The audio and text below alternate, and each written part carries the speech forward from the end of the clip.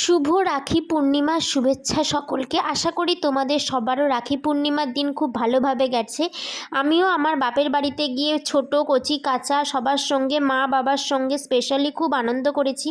আর এই যে দুই কচি কাঁচা তার দিদার হাত থেকে রাখি পরার জন্য বায়না, কে আগে রাখি পরবে, কেন তার দাদাকে আগে রাখি পরানো হলো, তাকে আগে কেন পরানো হলো না, সেই নিয়ে সে মোটামুটি কান্না জুড়ে দিয়েছিল। যেহেতু ছোট, সে একদমই কিছু বোঝে না, তাই তার ডিমান্ডটাও কিন্তু অনেক বেশি। এবং রাখি পরিয়ে দেওয়ার পরে তার হাসিটা একবার তোমরা সবাই খেয়াল করো, যে কতটা খুশি হয়েছে তাকে তার দিদা রাখি পরিয়েছে বলে। দেখছো হাসিটা, দেখো একবার। সত্যি এইগুলো দেখার জন্য বিয়ের পর মেয়েরা কিন্তু বাপের বাড়ি যাওয়ার সময়ই পায় না। আর যতটুকু সময় যায় এই আনন্দগুলোর মধ্যে কিন্তু তারা সব থেকে বেশি খুশি এবং আনন্দিত হয়।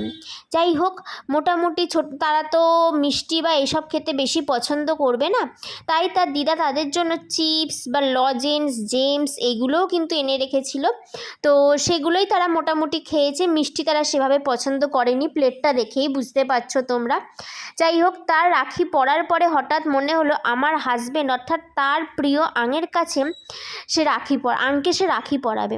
তো বাঁধতে তো পারে না, কোনো একটা ব্যবস্থা সে করতে চাইলো যাতে বেঁধে দিতে পারে আং। তো তার আং তাকে শিখিয়ে দেয় কীভাবে বাঁধতে হবে, এবং সে সেইভাবেই কিন্তু তাকে রাখি পরিয়ে সেইভাবেই খুব খুশি হয়। এবং তার হাসিটা দেখতে পাচ্ছ, সে কিন্তু সব থেকে ইন্টারেস্টেড এই বিষয়ে।